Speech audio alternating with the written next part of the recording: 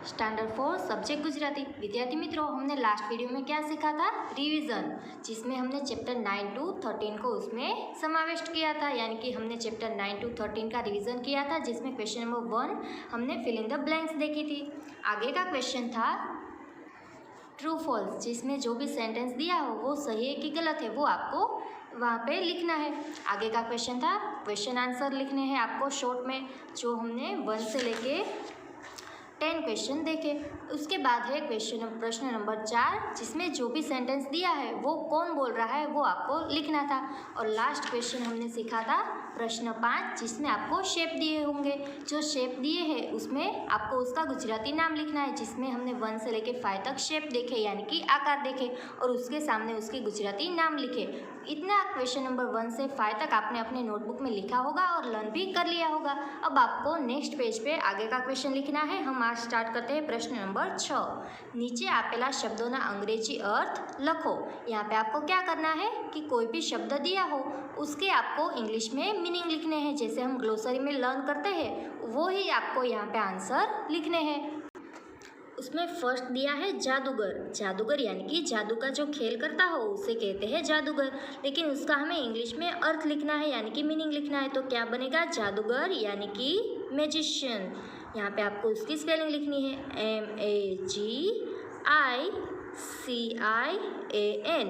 क्या लिखना है? मैजिशियन यानी कि जादूगर। नंबर 2 नसीब यानी कि लक। यहाँ पे आपको उसकी स्पेलिंग लिखनी है, तो आपको लिखना है LUCK लक या तो डेस्टिनी। दोनों में से आप कोई भी आंसर लिख सकते हैं, नसीब यानी कि लक या तो डेस्टिनी। नंबर 3 चौरस। यहाँ पे दिया है चौरस, तो हमने शेप में भी देखा चौरस को क्या कहते हैं? Square, SQUARE square. नंबर 4 कोठार। कोठार का मतलब होता है गोडाउन, कि जहाँ पे सारी चीज़ें रखी जाती है। वहाँ पे आपको स्पेलिंग लिखना है GODOWN गोडाउन। सबसे पहले आपको गो की स्पेलिंग लिखनी है, बाद में डाउन, तो बनेगा गोडाउन। गोडाउन यानी कि कोठार। नंबर 5 माफ़ करो। माफ़ करो यानी कि फॉरगिव। आपको स्पेलिंग लिखनी है FORGIVE। फॉर और गिव दोनों की आप स्पेलिंग को ज्वाइंट करेंगे तो बनेगा फॉरगिव यानी कि माफ़ करना। नंबर 6 पुछड़ी। पुछड़ी यानी कि टेल, TAIL टेल। नंबर 7 अनाज। अनाज का मतलब होता है corn, CORN corn.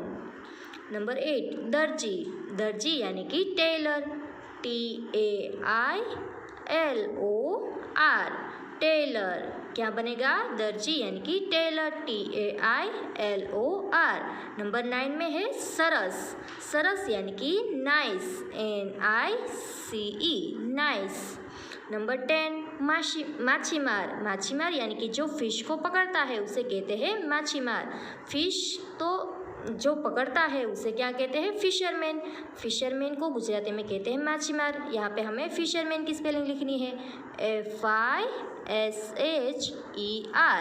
Fisherman, MAN fisherman. Number 11 में कहा है फरीथी। फरीथी यानी कि अगेन, तो अगेन की स्पेलिंग लिखनी है AGAIN अगेन। और लास्ट नंबर है 12 शुभेच्छा। शुभेच्छा यानी कि गुड विशेष, तो आपको सबसे पहले गुड की स्पेलिंग लिखनी है GOOD गुड विशेष यानी कि WISHES गुड विशेष। तो हमने चैप्टर नंबर 6 क्वेश्चन नंबर 6 में क्या देखा? जो भी शब्द दिए हैं इसके हमें अंग्रेजी मीनिंग लिखने हैं। अब हम आगे के क्वेश्चन में आते हैं। आपको न्यू पेज लेना है और वहाँ पे हेडिंग देना है प्रश्न नंबर 7। नीचे आपेला शब्दों ना समानार्थी शब्दों लखो। यहाँ पे आपको जो भी शब्द दिया है उसका जो गुजराती मीनिंग में दूसरा अर्थ होता है, उसका समान अर्थ जो होता है वो यहाँ पे आपको लिखना है, यानी कि सिमिलर वर्ड। नंबर 1 राजा। राजा यानी कि उसको इंग्लिश में तो किंग कहते हैं, लेकिन उसका गुजराती दूसरा नाम अगर हम दे तो वो क्या कहते हैं वो आपको यहाँ पे लिखना है। तो उसे कहते हैं नृप। राजा यानी कि नृप, या तो उसे राय भी कह सकते हैं, राय। नंबर 2 पानी। पानी, तो उसे समानार्थी शब्द में गुजराती में हमें लिखना है तो हम लिखेंगे जल या तो नीर। नंबर 3 प्रेम।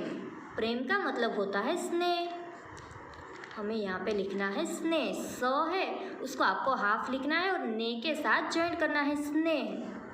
नंबर 4 भेंट।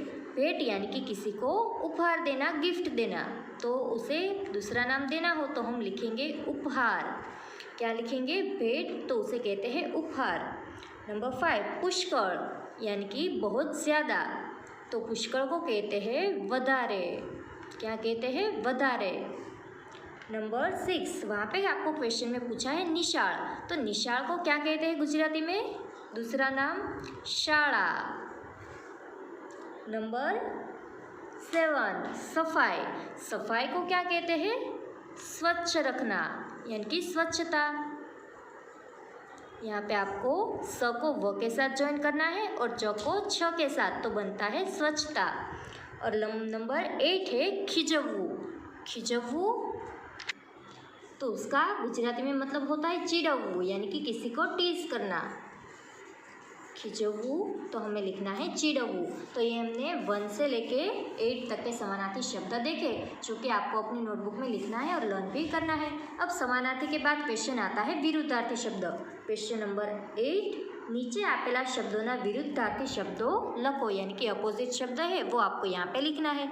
नंबर 1 दुख, यहाँ पे दिया है दुख, तो दुख का विरुद्धार्थी शब्द है वो होता है सुख। यहाँ पे आपको लिखना है सुख। दुख का अपोजिट वर्ड होता है सुख। बीच में आपको इस तरह से क्रॉस की लाइन बनानी। बच्चों आपको याद रखना है कि जब भी आप विरुद्धार्थी शब्द लिखे तो आपको इस तरह से क्रॉस की साइन बनानी है। दुख तो उसका सुख। नंबर 2 में देखते हैं मोटो। मोटो यानी कि उसका अपोजिट शब्द क्या बनेगा? नानो। मोटो तो विरुद्धार्थी शब्द में हमें लिखना है नानो। नंबर 3 पियर। पियर यानी कि जो पापा का घर हो उसे पियर कहते हैं और जो अपने पति का घर हो उसे कहते हैं सासरू। तो पियर का अपोजिट वर्ड बनता है सासरू। अब देखते हैं नंबर 4 जन्म। तो जन्म का अपोजिट वर्ड होगा मरण या तो मृत्यु।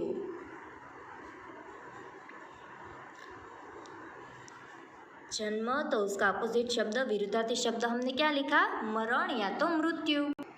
आगे का नंबर देखते हैं नंबर 5 रड़वू। तो उसका अपोजिट शब्द क्या होगा? हंसवू। रोना और हंसना दोनों अपोजिट शब्द है। नंबर 6 मित्र यानी कि दोस्त, उसका विरुद्धार्थी शब्द बनेगा दुश्मन। मित्र और उसका अपोजिट क्या बनेगा? दुश्मन। नंबर 7 दिवस यानी कि दिन और उसका अपोजिट शब्द है विरुद्धार्थी शब्द है वो बनता है रात। दिवस रात। खरीदी। नंबर 8 में दिया है खरीदी यानी कि कोई भी चीज़ है वो बाय करना, परचेस करना आपको कोई भी चीज़, तो खरीदी तो उसका जो विरुद्धार्थी शब्द है वो बनता है वेचाण यानी कि सेल करना। खरीदी तो वेचाण।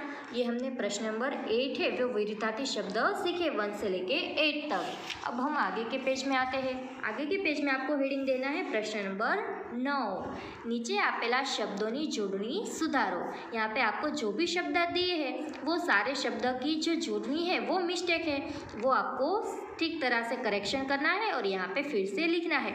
यहाँ पे दिया है पुष्कळ, लेकिन ये जो मात्रा दी है वो आपको दीर्घ उ दिया है, लेकिन वहाँ पे क्या आता है? ह्रस्व उ। तो हमें प के नीचे इस तरह से ह्रस्व उ की साइन बनानी है, बाद में उसको लिख देना है ठीक से, तो ये सही शब्द बनता है। ये यहाँ पे आपको गलत दिया है, हमने क्या लिखा? पुष्कळ। पुष्कळ को इस तरह से लिखते हैं। नंबर 2 दिवाली। इसको रीड करें तो उसको दिवाली ही बोलते हैं, लेकिन जब उसको हम लिखें तो इस तरह से दी नहीं आता है। यहाँ पे दीर्घ ई दिया है और यहाँ पे ह्रस्व ई दिया है, तो दोनों का हमें चेंज करने हैं। द के ऊपर आगे हमें इस तरह से ह्रस्व ई बनाना है, तो बनेगा दी और ड़ में यहाँ पे आगे दिया है तो हमें उसको पीछे ई की मात्रा करनी है, दिवाली। नंबर 3 विविध, इसको भी हम बोलते हैं तो विविध ही बोलते हैं, लेकिन जब लिखते हैं तो इस तरह से नहीं लिखते हैं। हमें आगे की साइड ई की मात्रा लगानी है, विविध यानी कि अलग अलग। नंबर 4 मिजबानी, मिजबानी यानी कि पार्टी, लेकिन मिजबानी की दोनों में जो ये साइन है वो भी गलत दी है।